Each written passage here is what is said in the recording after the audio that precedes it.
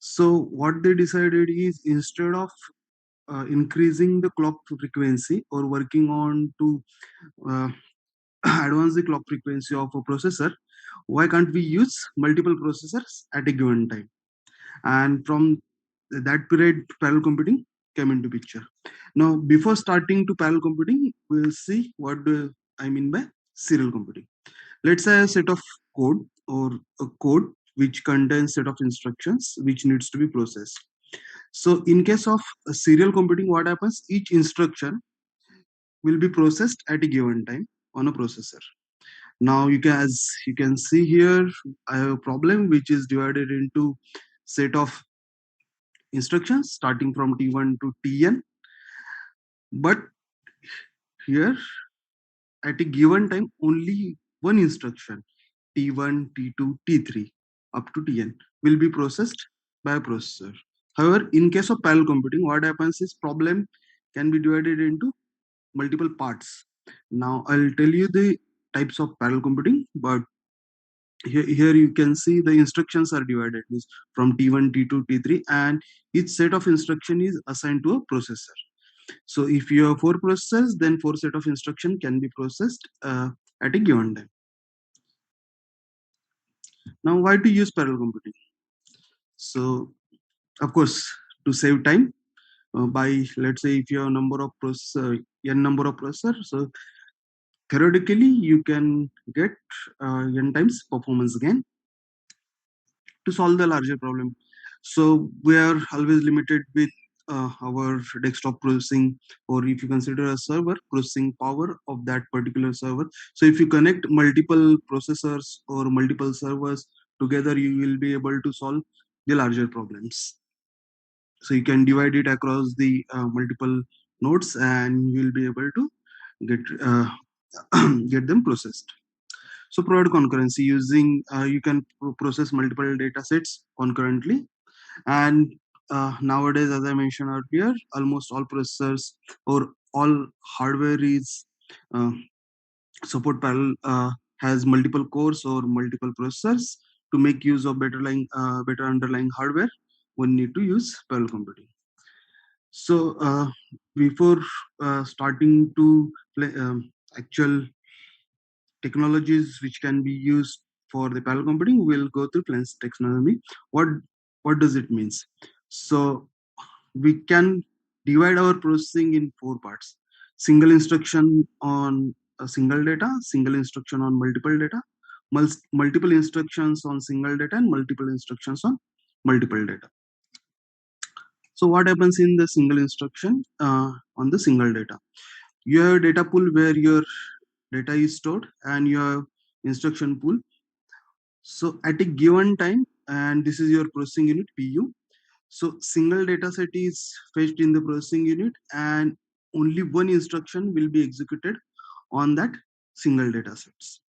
So if you have, let's say, 10 data sets, 10 instructions, so at a given time, or one data set, 10 instruction, at a given time, only one instruction will be executed on that data.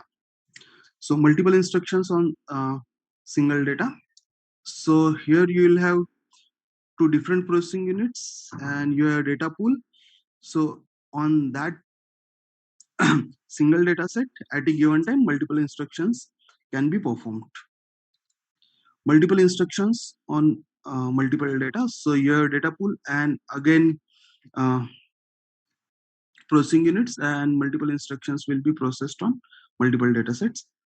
And finally, the single instruction on multiple data sets. So this is basically nothing but high throughput computing, where you have divided your data across multiple or in small chunks, and you have single instruction pool, and you have multiple processing units, and single instruction is shared across the data pool. So what are the different types of parallelism? So bit level parallelism. So in this type, what happens is, if you have a set of instruction, those will be divided at bit level, and each processing unit will process a bit at a given time. Here, in case of instruction level parallelism, your problem will be divided into set of instructions. So as you can see here, these instructions are divided in four parts with time step starting from T1 to Tn, and each processor is processing a set of instruction at a given time. And task level parallelism. Let's say a larger problem to solve. So what one can do is, instead of solving the larger problem in one go, what one can do is that problem can be divided into multiple tasks. Means you can divide it independent. You can divide it, and whatever part is independent, you can run that simultaneously. So here in this case, we have three different tasks, and which is assigned to three different processors. So again, classes of parallelism. How to achieve parallel computing? So it can be achieved using shared memory instructions. So in shared memory, what happens is we have shared memory, and which is accessed by several CPUs. So here, if you define some or allocate some memory, let's say by CPU 0, that memory location will be again accessible by all other available CPUs. So you need, if you're trying to access something concurrently, you need to take care of locking that particular variable or that particular memory location before updating values of that particular location. Secondly, one can use distributed computing. So in shared memory, we have limitation that uh, the total number of available CPUs are restricted. Means we cannot go beyond certain limit of CPUs. And if you want to achieve or you want to utilize more CPUs, what one can do is one can connect multiple independent units, like having CPU and memory, through some network, and divide your data across multiple CPUs, process them, and gather the results. Now, for this, one need to rely on some message passing techniques, which will allow us to transfer data from one CPU to another CPU to perform the computations. So, third is like hybrid kind of thing, where we have uh, shared memory as well as distributed memory. Means we have memory and multiple processors are connected to that memory, or they are accessing the same memory locations, and multiple such units are connected to each other through high throughput network. Finally, there is something called a GPU computing. So what we can do is, in GPU, we have multiple transistors, and each transistor can be used as a dedicated arithmetic and logic unit. So we can utilize that as to perform our computations, and we will have some cache associated with that and a control line. Now, this kind of parallelism is mainly utilized to perform single instruction on multiple data. So data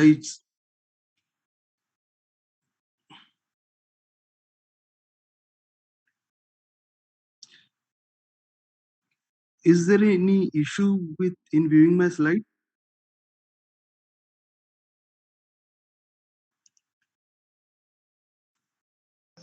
Slide of classes of parallelism, shared memory and distributed memory. I think after that, the change is not visible here. Okay.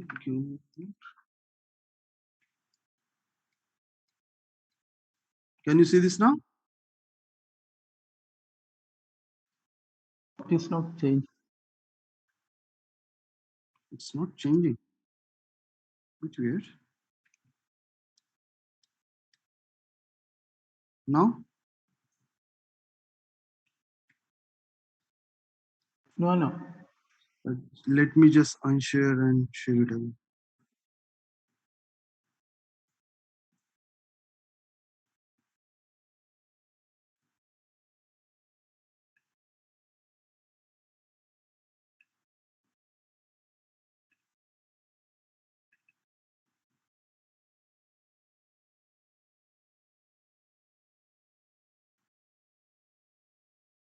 Can you see this now? Nothing is seen. Yeah. Okay. So what I was talking about was hybrid class where you have multiple CPUs. We can't see the screen. Nothing is seen. No. Nothing is seen. It says started screen sharing, but we can't see the detail. Okay.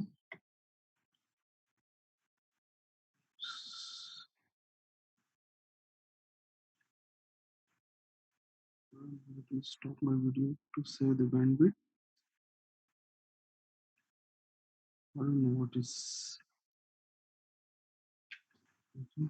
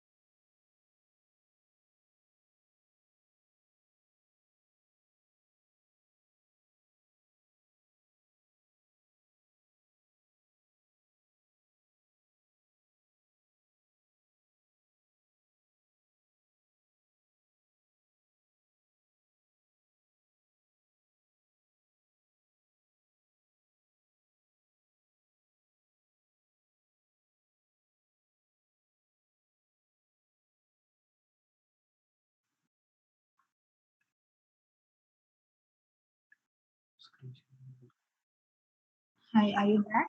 Can you? I'm back. Okay. Just a second. My screen sharing is disabled. Sagar, can you make him co-host, please?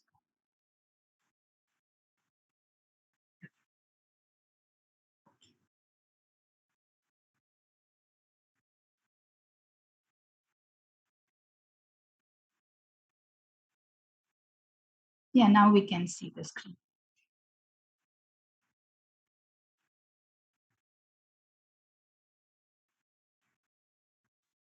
I guess there was some issue with Zoom itself. So let me start it again. Okay. So you can see my screen, right? Yeah, we can. Okay. So I was talking about the hybrid type of parallelism. Here, what we have is multiple CPUs which are connected to underlying memory, and many such units are connected together using some high throughput network. And we have GPU computing. So uh,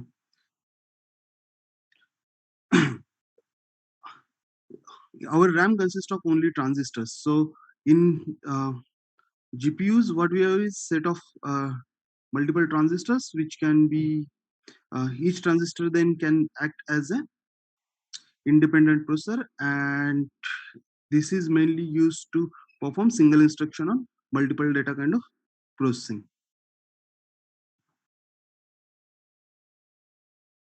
So the initial thing which I talked about was shared memory that can be achieved using OpenMP.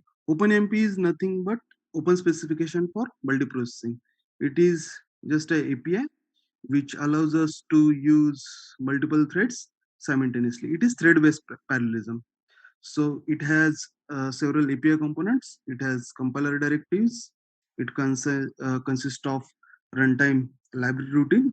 So there are a number of routines which allows us to perform or divide our task in across the multiple threads. You can achieve that using environment variables as well. So again, it contains a set of environment variables which allows us to decide number of threads which can be used at a given time. So this API is mainly available for C, C++, and Fortran, and this can be used on almost all platforms, including Unix, Linux, and Windows.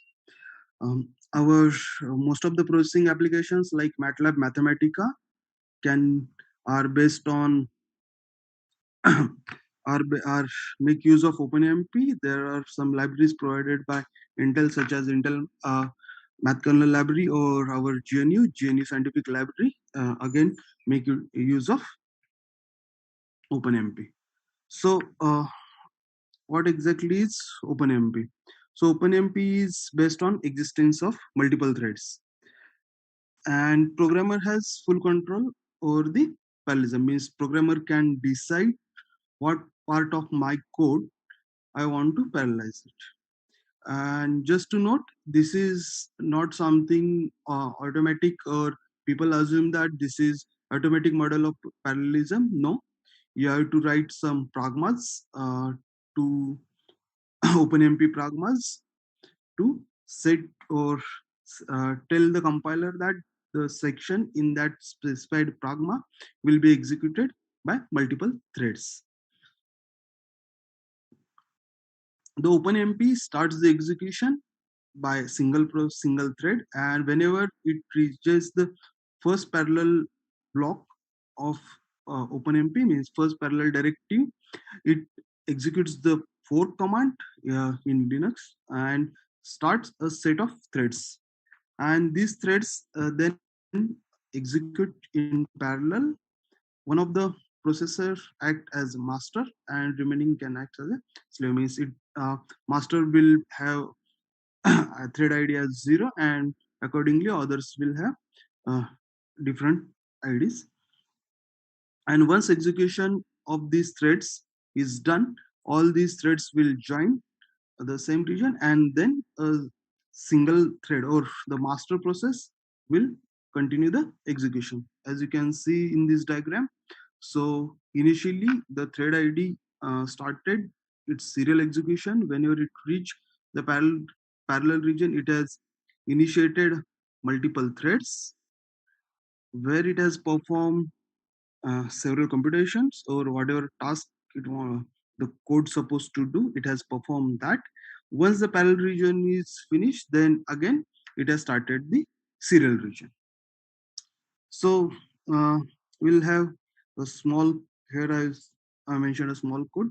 Uh, hash include omp.h. It is to enable all functions in or import all functions in OpenMP. Here I have declared a set of variables, and then you can have a few whatever. If you have some serial code, you can dump it over there, and then you can have parallel section. Here I have set the parallel section using hash pragma omp parallel. I will tell about private, what it is, private and shared, and then you can have the region where you want to uh, perform your parallel computing, and you can compile this code using -f openmp and whatever your file name, and you can set the number of threads either in your code. Means you can say uh, omp num threads is equal to or omp num threads, and you can set it in your codes, or you can export it through bash. There you can mention export omp num threads is equal to whatever number of threads you want. Okay, just now I'll simply demonstrate to you.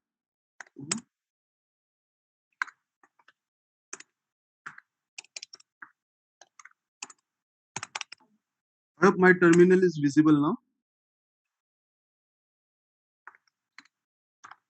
Okay, so how to compile this code? I'll just say gcc hello world.c and I will try to compile it, but it says omp get name threads and omp uh, total number of threads. It is unable to get reference for that. Just to tell the compiler that your code utilizes some of the routines in OpenMP, you have to say -f OpenMP. Yeah. So it will create an executable a.out. Now let's try to execute it. So it says hello world and shows the total number of threads. So what exactly we did over here? So I had a similar code, but here I have set the total number of parallel threads. Hash pragma omp parallel num threads 4. If I change it to 8, it will run 8 instances at a given time.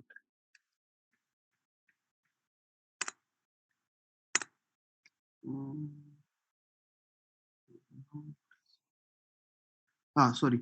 This code is locally and I'm changing it on cluster.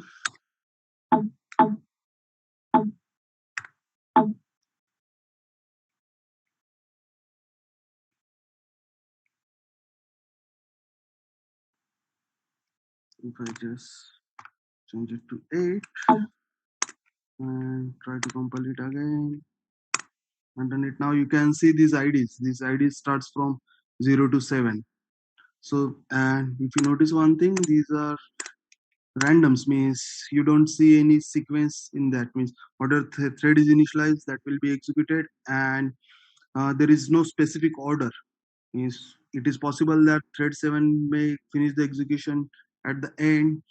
In this case, it is thread 4 who is finishing the execution in the end. Okay. So after that, we'll go for a private. So what is private? Means it is possible that you want to keep local copy of some variable with individual processors or individual threads. So how can you achieve that? In order to achieve that, one can use something called as private. If you define a variable private in your parallel region, so here I am saying hash pragma omp parallel private, and priv is a variable. So in this case, a different copy of that variable is made for individual threads. So same copy is not shared with individual threads. So each thread will have its own variable, and whatever changes are made to that specific variable are not shared with other variables. First private is like if you want to assign some value to all the threads, you can initialize it as a first private. So it will be it uh, thread will have its own instant and it is initialized with some value which you wanted to share. And last private is like you have defined your variable as private and you want to take the value of the last iteration to the throughout the or out of the block with master rank. You can define it as a last private. Then shared, if you want, by default all variables are shared. If you want to specifically specify that this particular variable is shared, one can use the shared clause and it will, that memory location or that variable will be accessible for all available processes. And you can also perform some operations, means let's say now you have computed some intermediate results. Mm, just take an example of computing sum of first n numbers, and here let's say n is 100 and you have 4 threads. So what one can do is one can compute results or compute sum of 0 to 25 on one thread, 25 to 50 on another thread, 50 to 75 on third thread, and 75 to 100 on fourth thread. Now these intermediate results means sum of 0 to 25, 25 to 50, 50 to 75, and 75 to 100. That needs to be combined to get the final result. And that can be achieved by using reduction operation. Reduction operation will allow us to perform some of the operations on the intermediate results which are achieved on individual processors. So let's go and see some of the codes.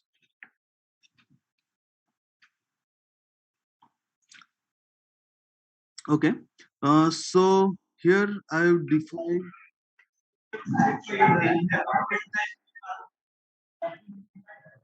Please unmute themselves. Can you please mute it?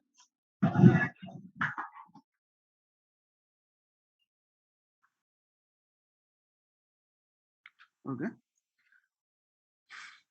So I defined a first private variable and assigned a value 10, and I have last private variable which is initialized to 0, a private variable which is initialized to or these are integers, and private which is initialized to 100, and I which is initialized to 0. Now I set OMP num threads as 4. So I want to run 4 threads simultaneously. I've started my parallel region, and in my parallel region, I would define priv as my private variable, and uh, yup private as my first private variable.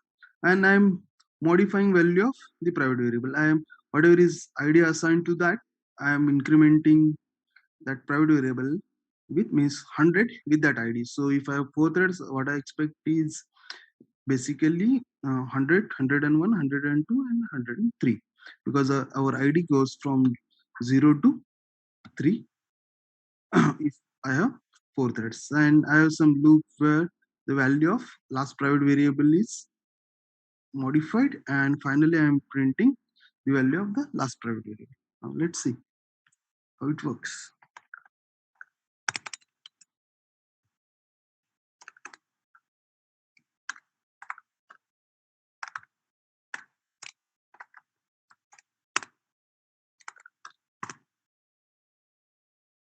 Yeah, so the private variable is, as I mentioned, 0, 1, 2, 3.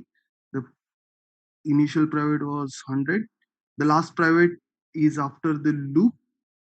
So the loop was from 0 to 10. So it has taken the last value of 9. And the first private, which we have assigned to 10, the same value has been assigned to all the threads.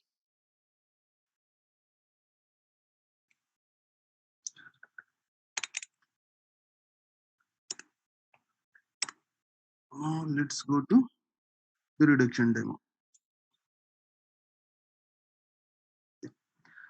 So here I am calculating sum of some n numbers, and n is defined to 100. I am initializing an array with just some indices with I, and assuming the total number of, or again setting the total number of Sorry,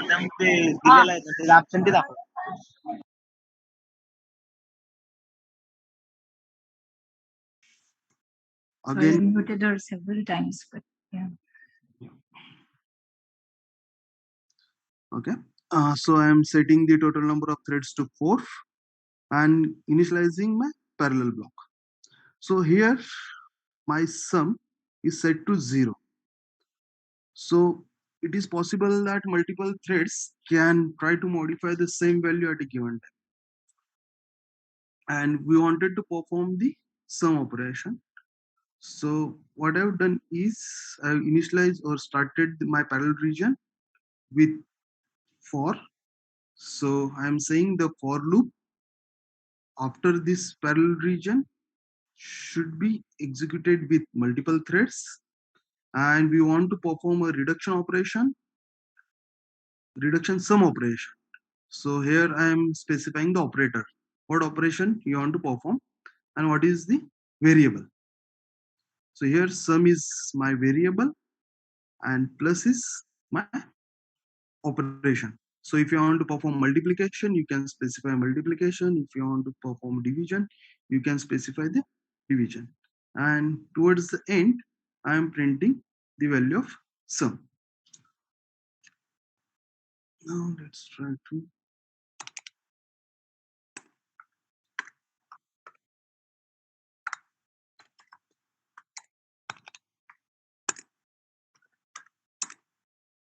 You can see the here I've given n is 100, so first 99 sum of first 100 elements is printed it out over here.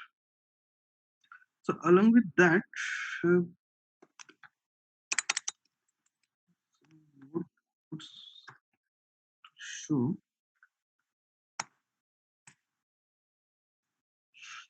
just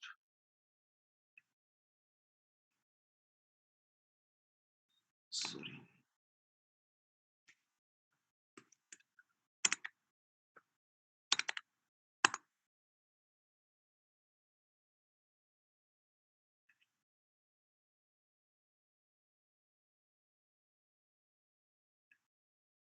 Okay. So just to compare the performance between multiple or different parallel technologies, I have some example. Here what we are doing is we are trying to compute value of pi. I have declared n as a large value, set total number of threads to some number, and what I'm doing here is I'm uh, generating random numbers, uniform random numbers, and checking whether this lies inside the circle or outside the circle, and accordingly if it is lies inside the circle, then incrementing the count of uh, or that is basically accept that photon is basic that random number is basically accepted and incrementing the count, and towards the end I am just taking ratio of the total points inside the circle divided by the total points which are generated. This is nothing but a rejection method which is utilized to compute the value of pi. I'm just printing the total execution time. What was the total execution? So just try to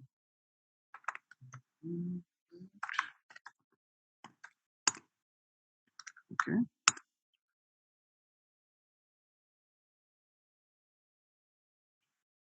You can see that the value of pi, the error I've considered, or I use to compute the error, I use pi value in the mat.th library, and this is the total execution time which is utilized by this thing for these photons. So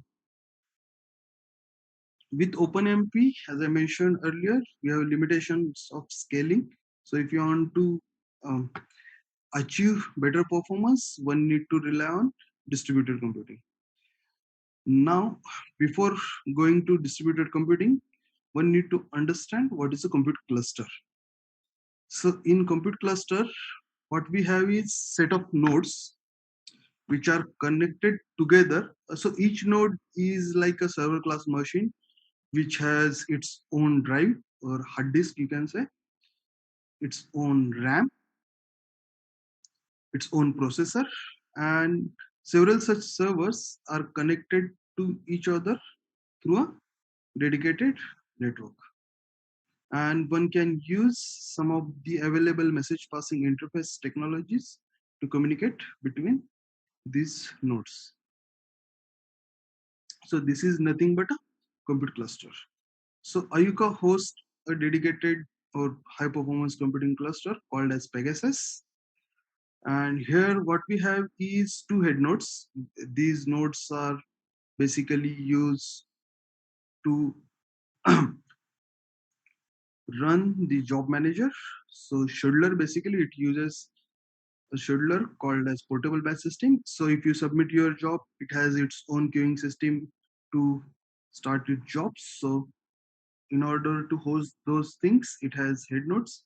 You have two dedicated login nodes, which allows you to log into the cluster. For post processing, we have two graphics nodes, and each node consists of a GPU called Tesla P40 for visualization. We have 60 compute nodes, each having 32 cores and 384 GB RAM. So the total number of cores are close to 1900, and total RAM is close to 23,000 GB. So these nodes are connected using InfiniBand EDR, which acts as an interconnect. It provides us 100 Gbps throughput, and here we are using something called as PBS as job scheduler,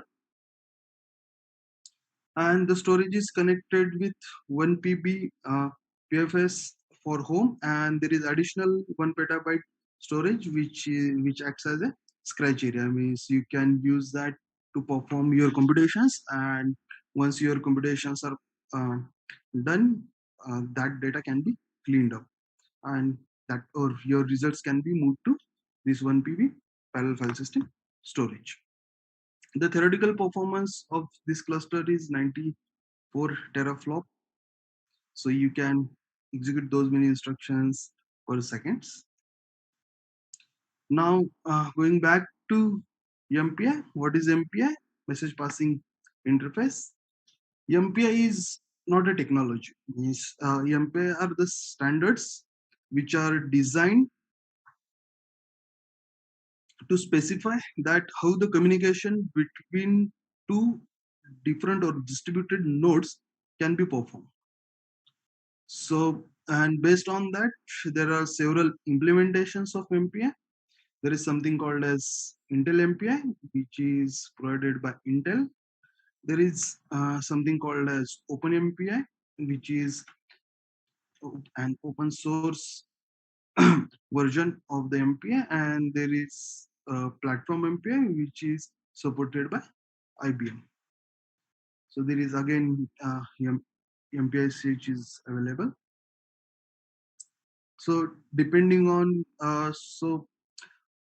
as per my personal experience, Intel MPI is much optimized. Means I have seen the with same code different performance. Means if I compile the same code using OpenMPI and Intel MPI, I've seen further optimization in Intel MPI, and the code was slightly faster as compared to OpenMPI.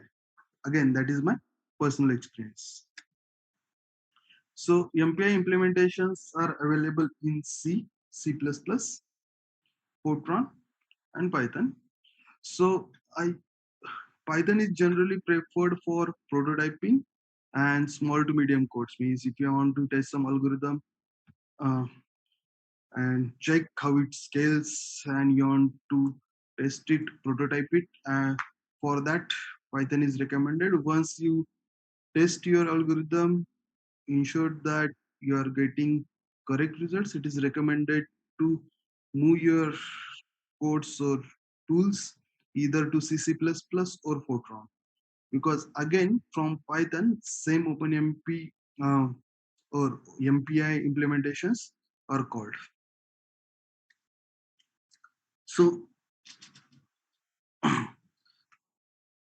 here we'll just start uh, OpenMP MPI, and we'll continue the same thing tomorrow. So here again we have something called as MPI.h, which allows us to initialize the MPI environment. The MPI environment is initialized using something called as MPI init, and you are passing the command line argument to it, and argc and argv. These are the arrays which are passed to initializing the MPI environment. Then I have variables. So for this variable, independent copy of rank is made. So if you are running 10 threads, 10 copies of this variable are made, then it will print the hello world, or if you want to perform some computation, you can perform that. And you have to clear up the MPI environment which you have created, so that can be done using MPI underscore finalize. Now you can compile your code using MPICC, and you can run your code using MPI run. So this is what I was saying. So when you say MPI run with 3 ranks, so 3 copies of your code will be created when it reaches the initializing the MPI environment instruction. Now here in the second block, as you can see, we have assigned A to rank. Rank is nothing but a ID which is assigned to which is assigned to uniquely identify a MPI process. So I executed this with three different MPI processes. So rank is going from 0 to 2. These are zero based indices, and this will continue. And when you execute your final instruction, it will then call MPI finalize and will execute your code. So I'll just show you sample code for MPI. Give me a moment.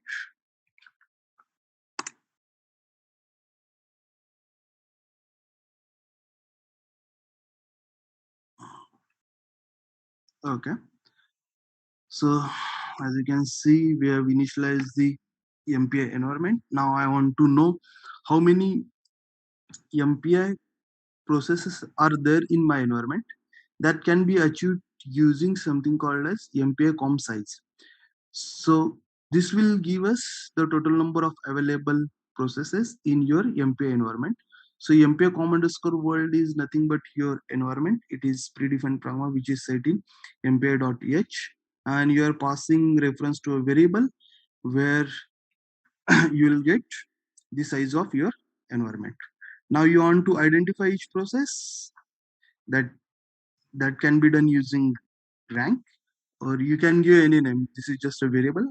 You can give any name. You can use the function called as MPI underscore com underscore rank to get the rank of independent or individual process, and this process ID then can be used to divide your job across multiple available processors. Then you can also get the processor name on which processor it is running just by using mp underscore get processor name, and here I'm just printing the results. Yeah, mp finalize. Now let's try to this code.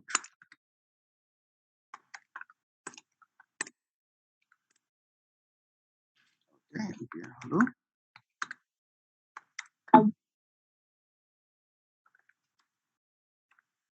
So there is no MPICC. Currently I need to load some modules to enable the MPI environment.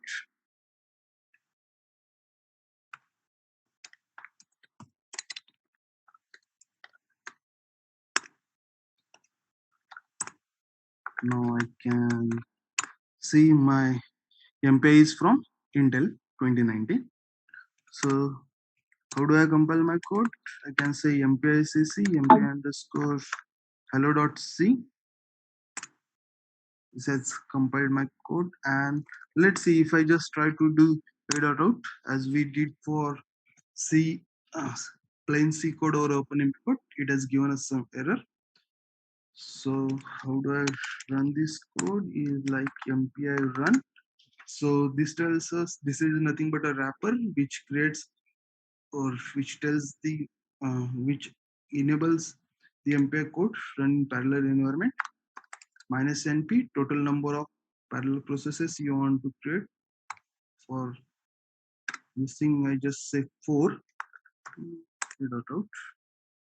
So you will see the message that hello world from processor ln2. This is the host name of my node where I am executing these codes. Rank is nothing but a ID which helps us to uniquely identify individual processors out of the total number of available processors. I talked about the finalize environment. Now, yeah, here it is.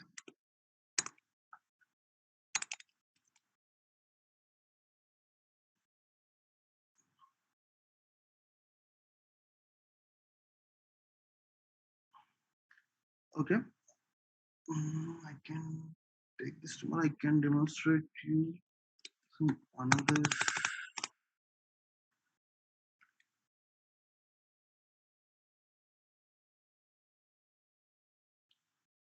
you can discover this point 2. So the instructions in MPI are divided into a group communication or point-to-point communication. In point-to-point communication, what we have is we are dividing or two dedicated processes are communicating with each other. Means let's say you have processor 0 and processor 1, and you want only these two processes will communicate with each other. That can be achieved using MPI send and MPI receive. In MPI send, here we specified the destination. So your buffer, the count means the basically size of your buffer, data type, what data type you are planning to send, and your destination. And a tag which allows us to uniquely identify your data. Yeah, here as you can see, I have to transfer the data from rank 0 to rank 1. Then I have it tag 0. So MPI send can be used and your data block can be sent from rank 0 to rank 1. Now you have two data sets and both needs to be sent to rank 1, but you have to follow some order. In that case, what you can do is you can set something called a tag. Now in the for second diagram, the second thing is with tag 0 and first thing is with tag 1. So tag 0 will be sent first and then the tag 1. Wherever it gets the matching send receive statement, it will execute that and then we'll go to next statement. These are the blocking calls, means your it will not execute the next instruction unless and until the current instruction or basic if it is send receive is executed. It is also possible to do that as a non-blocking instruction using ISSAA and iReceive. Now just let me show you a small code snippet for send and receive.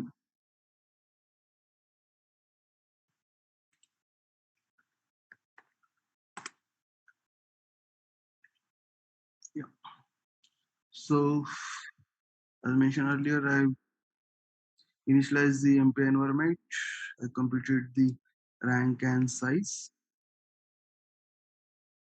Now what I'm doing here is I'm sending the data to all the processors from rank 0. I'm checking whether my rank is 0. If yes, then I'm running a loop from 1 to size, basically rank ID 1 to rank ID size, and I'm sending a block of data to individual process. Means I'll explain these things. Means starting, I've decided how much data should be processed by individual process, that is by n by total number of available process. So I'm basically evenly dividing the data across the or among the available process, and sub n is that number.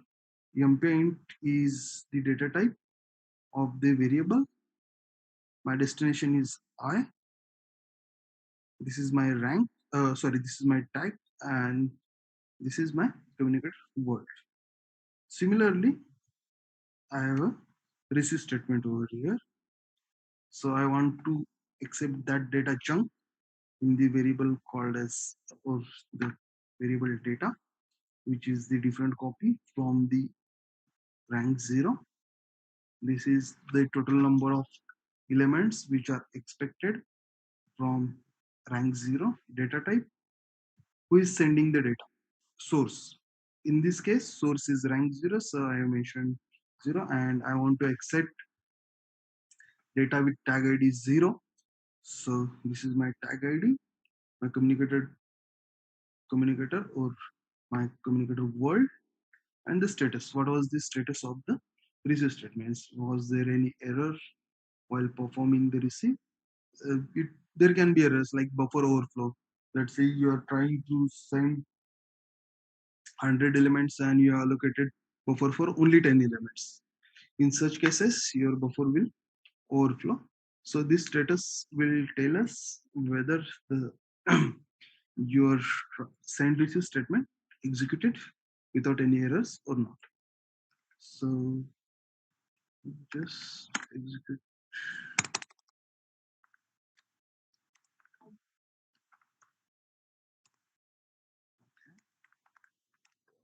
Manage MP. Let's try to run it with 4 process. Yep. So just have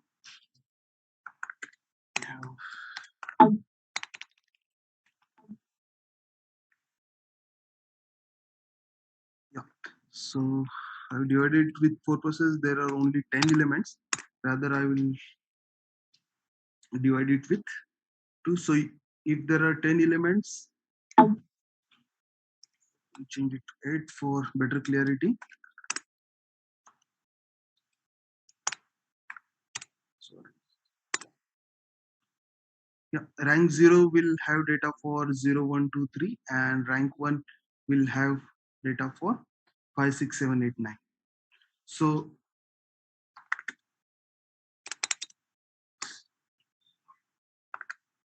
I've commented this. Yeah. So first data, initial part lies with rank 0, so one don't need to send anything. So let me change this number.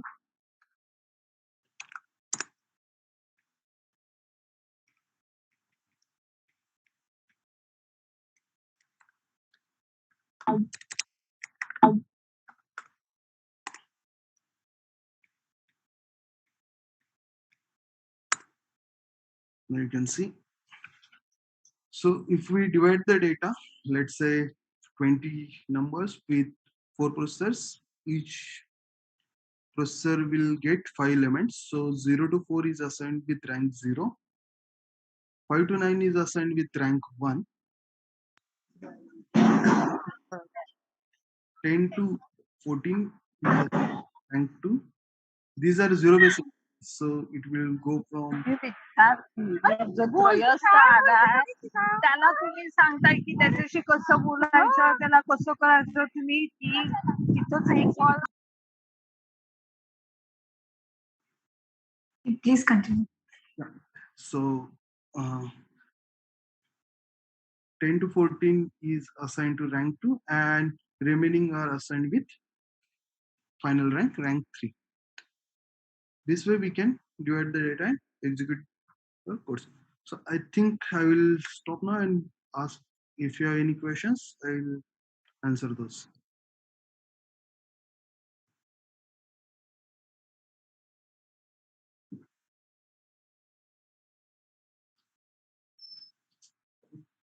Santosh.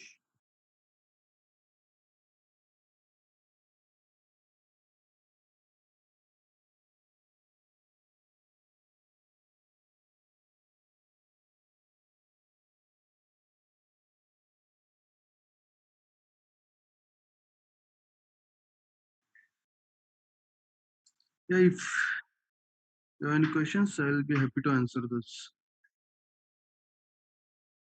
There are no questions on the Google Sheet so far. Okay.